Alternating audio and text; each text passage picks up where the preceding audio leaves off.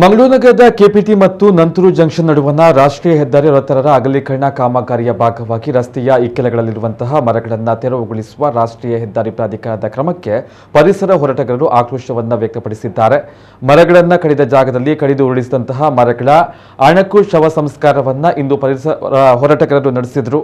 ಕೈಯಲ್ಲಿ ಭಿತ್ತಿಪತ್ರ ಹಿಡಿದು ಮೌನವಾಗಿ ಪ್ರತಿಭಟಿಸಿ ಮರಗಳಿಗೆ ಕುಡಲಿ ಏಟು ಹಾಕಿದ ಬಗ್ಗೆ ತೀವ್ರ ಅಸಮಾಧಾನ ವ್ಯಕ್ತಪಡಿಸಿದರು. ಕೆಪಿಟಿ ಜಂಕ್ಷನ್ನಿಂದ ನಂತೂರುವರೆಗೆ 1.6 ಕಿಲೋಮೀಟರ್ ಹೆದ್ದಾರಿಯ ಎರಡೂ ಬದಿಗಳಲ್ಲಿ ಮರ ಕಡಿಯುವ ಪ್ರಕ್ರಿಯೆಗೆ ಸಂಬಂಧಿಸಿ ಅರಣ್ಯ ಇಲಾಖೆಯು ಹೆದ್ದಾರಿ ಪ್ರಾಧಿಕಾರದ ಜೊತೆ ಕಳೆದ ಜುಲೈ ತಿಂಗಳಲ್ಲಿ ಸಾರ್ವಜನಿಕರ ಅಹವಾಲು ಸಭೆ ನಡೆಸಿತ್ತು. ಬಳಿಕ ಪರಿಸರ ಹೋರಾಟಗಾರರನ್ನ ಸೇರಿಸಿ ಜಂಟಿ ಸರ್ವೆ ನಡೆಸಲಾಗಿತ್ತು. ಮರ ತೆರವು ಮಾಡದೆ ಕಾಮಗಾರಿ ಕೈಗೆತ್ತಿಕೊಳ್ಳಲು ಸಾಧ್ಯವಿಲ್ಲದ ಹಿನ್ನೆಲೆಯಲ್ಲಿ NHAI 602 ಮರಗಳ ತೆರವಿಗೆ ಅರಣ್ಯ ಇಲಾಖೆಯಿಂದ ಪರವಾನಗಿ ಕೋರಿತ್ತು.